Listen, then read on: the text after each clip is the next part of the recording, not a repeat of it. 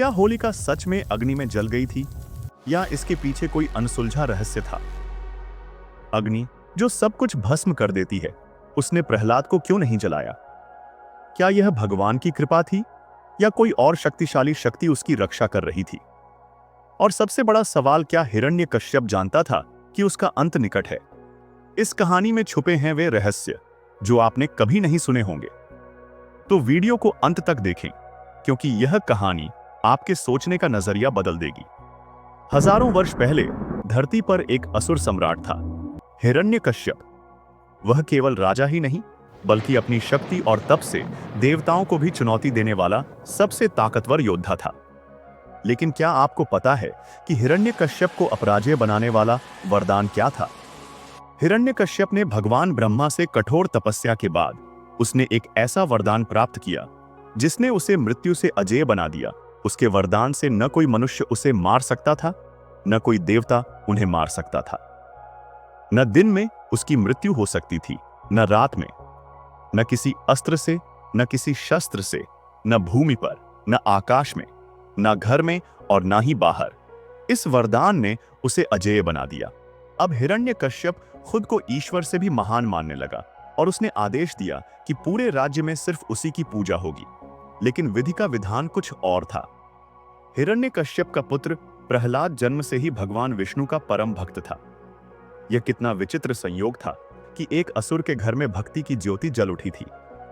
जब प्रहलाद बड़ा हुआ तो उसके ज्ञान और भक्ति ने सभी को चौंका दिया। उसकी वाणी से निकले शब्द लोगों के हृदय को छू जाते थे। संसार में सबसे बड़ा सत्य भगवान है, उनसे बड़ा कोई नहीं। जब यह बात हिरण्यकश्यप के कानों तक पहुंची तो उसका क्रोध 7वें आसमान पर पहुंच गया। हिरण्यकश्यप ने कहा, मैं ही भगवान हूं, मेरा आदेश सर्वोपरि है। लेकिन प्रहलाद अडिग था। प्रहलाद ने प्रति उत्तर में कहा, सत्य को कोई झुठला नहीं सकता पिताश्री, भगवान विष्णु सर्वशक्तिमान है। हिरण्यकश्यप के लिए यह असहनीय था। उसने अपने ही पुत्र को मारने की साजिश रचनी शुरू कर दी। हिरण्यकश्यप ने अपने सैनिकों को बुलाया और कहा, इस बालक को मारने का कोई उपाय निकालो, यह विष्णु भक्ति पूरे राज्य को भ्रष्ट कर देगी। इसके बाद प्रहलाद को मारने के कई प्रयास किए गए। एक बार प्रहलाद को पहाड़ से नीचे गिरा दिया गया था, लेकिन विष्णु की कृपा से वह बच गया। वहां से बच जाने के बाद हिरण्यकश्यप ने फिर से उन्हें मारने की योजना बनाई। उन्होंने प्रहलाद के खाने में झेर मिला दिया, लेकिन प्रहलाद पर उन झेर का कोई असर नहीं हुआ। फिर उन्होंने उसे नागों के बीच फेंका गया, लेकिन सांपों ने उसे डसने से इनकार कर दिया। अब हिरण्यकश्यप को समझ आ गया कि सामान्य उपायों से प्रहलाद को मारा नहीं जा सकता। तब उसने अपनी बहन होलिका को बुलाया। होलिका को अग्नि से न जलने का वरदान प्राप्त था। उसने हिरण्यकश्यप से कहा, भ्राताश्री, आप चिंता न करें, मैं प्रहलाद को गोद में लेकर अग्नि में बैठूंगी। मेरा वरदान मुझे बचाएगा, लेकिन प्रहलाद जलकर भस्म हो जाएगा। संपूर्ण नगर में विशाल अग्निकुंड तैयार किया गया।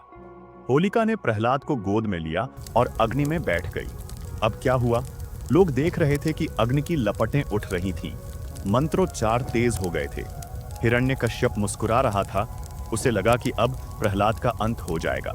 लेकिन फिर हुआ अग्नि का सबसे बड़ा चमत्कार। अचानक होलिका की चीखें गूंज उठी। उसका वरदान निष्फल हो गया। वह जलने लगी, जबकि प्रहलाद पूरी तरह सुरक्षित बैठा रहा। यह देखकर सभी स्तब्ध रह गए।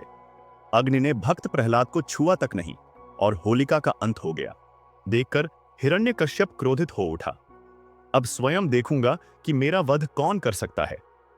तभी उसने देखा कि सामने एक अद्भुत दृश्य प्रकट हो रहा था। खंभे से एक भयानक आकृति प्रकट हुई। यह थे भगवान नरसिंह। वे ना तो मनुष्य के रूप में थे और ना ही पशु के रूप में थे। उन्होंने हिरण्यकश्यप को संध्या के समय पकड़ा, क्योंकि तभी ना तो रात थी और ना ही दिन।